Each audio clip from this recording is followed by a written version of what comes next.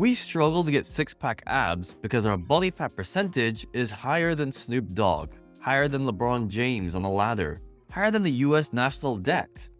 Well, no, I mean, nothing is higher than that. We all have abs, they're just hidden with the truth about JFK's assassination. And to uncover the truth about JFK's assassination, you gotta remove all the things stopping us from getting to it. Like the CIA. Same thing with our abs. To uncover our abs, we have to remove all the things in the way. Like delicious food. Delicious food means calories. And eating calories means no shredded topless photos of us on Tinder and no matches. So, what do you prefer?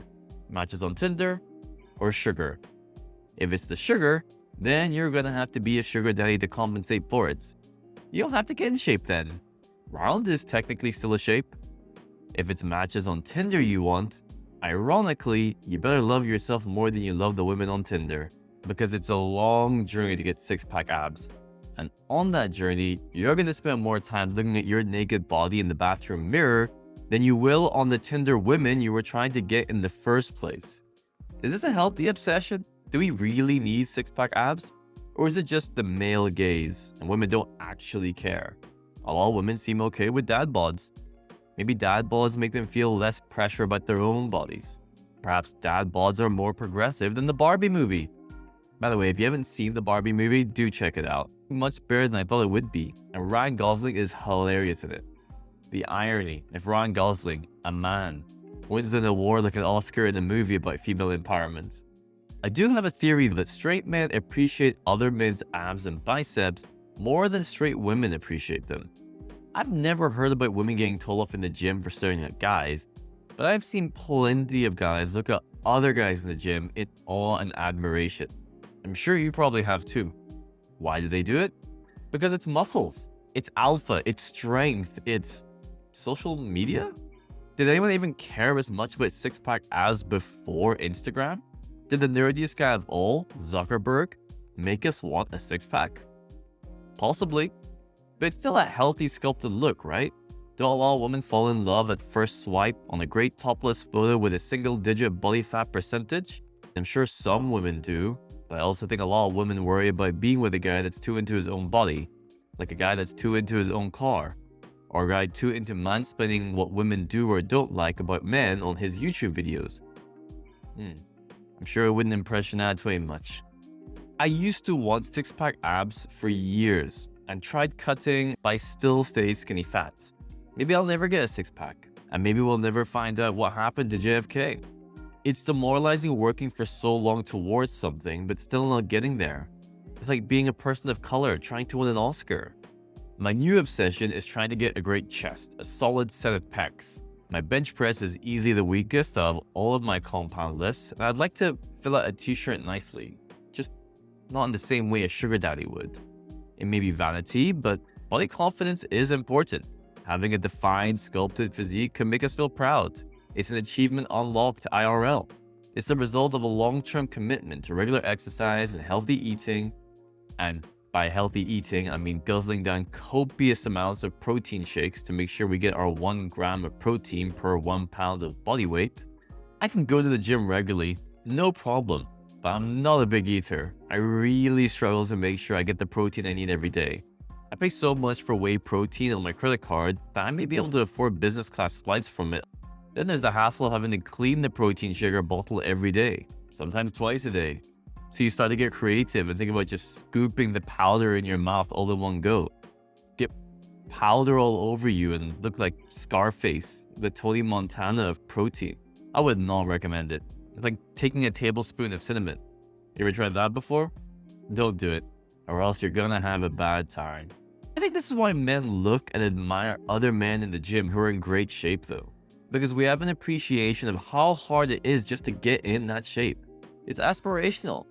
Just like women tried to look like Barbie, we tried to look like Ken. Or at least Ryan Gosling.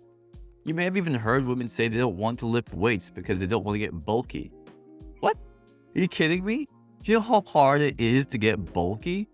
Men naturally have more testosterone than women, consume ridiculous amounts of protein, take creatine, watch workout videos on YouTube, are regularly in the gym, all with the goal of actively trying to get hench. And it's still super hard. That's why I tell my wife, you're not gonna get bulky. If you did, the only reason I'd be upset is if you didn't tell me the secret to your gains.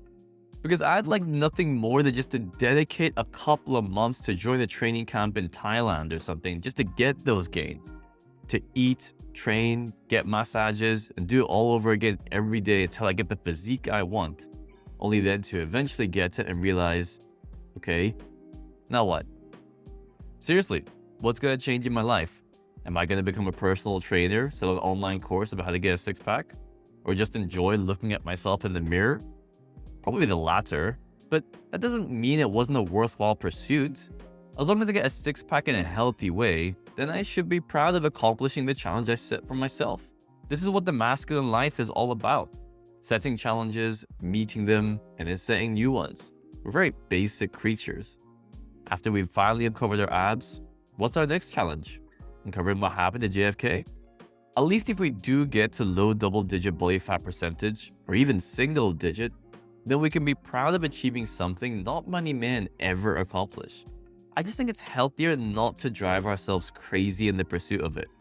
It's definitely the fitness industry and social media that promotes the idea of having six-packs as the measure of success and health. It certainly doesn't get as many clicks and views to promote mental health as a measure of success. From my personal experience, what's more important is adopting a healthy lifestyle which is sustainable. That may mean you don't have washboard abs every day for the rest of your life, and that's okay. You're not that into laundry anyway. I try to go to the gym 3 times a week and focus on the compound movements to get the highest ROI for the time I spend there. I focus on progressive overload and mind-muscle connection. But I know it's my dad that's holding me back from getting the body I'd ideally like, and that's alright. It's a work in progress. I appreciate that. Every single one of us, man or woman, has a relationship with food that's as complicated as our relationship with our parents. Perhaps one day, we can finally accept that as long as we're trying our best to adopt and practice good habits, then we'll eventually be happy with our body, even if we don't have muscles so big that we can't even wipe our own ass. You know the guys I mean, right? The Mr. Universe guys? So like big and bulky. Did you know that contest is fixed, by the way? Yeah, it's shocking. But those Mr. Universe guys, they only allow people from Earth to compete in it. Mr. Universe. I'd be pissed if I was some superior alien species and found out that some tiny planet thinks they have the most swole beings in the universe. Anyway, you don't need to be Mr. Universe to be happy. You'll be happier being able to wipe your own ass. Trust me. Most women certainly won't care that you don't look like a professional bodybuilder. A professional athlete? Sure, now that's a more healthy aesthetic. Which brings us all back to the six-pack. Worth it or not worth it? I would say yes if you just want to challenge yourself to accomplish something difficult.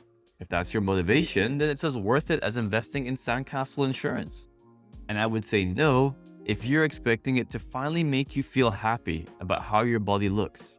If you're expecting getting a six-pack to make you feel fulfilled, it'll be as worthwhile to get a six-pack as a chocolate teapot. No matter what happens, we'll never likely be 100% happy with how our body looks. That's what I've come to realize. And yet, there's something great about still pursuing an amazing physique, which is why I won't stop trying to get the sculpted body I want. As long as I avoid extreme measures like crash diets and excessive exercise, then why not make myself stronger and healthier if I can? I just feel bad for all the chickens I'm gonna have to eat to get all that protein. Think about The Rock. How many chickens he alone must have eaten to get to his size? Thousands of chickens? That's a lot of chicken boobs to digest. Anyway, I'm sure it'll all be worth it in the end, so that I can finally get to that moment when one day I look at myself in the bathroom mirror, topless, smile at what I've accomplished, and think to myself, yeah, I think it was the CIA that killed JFK.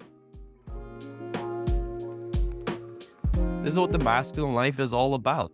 Selling challenge. I tried to go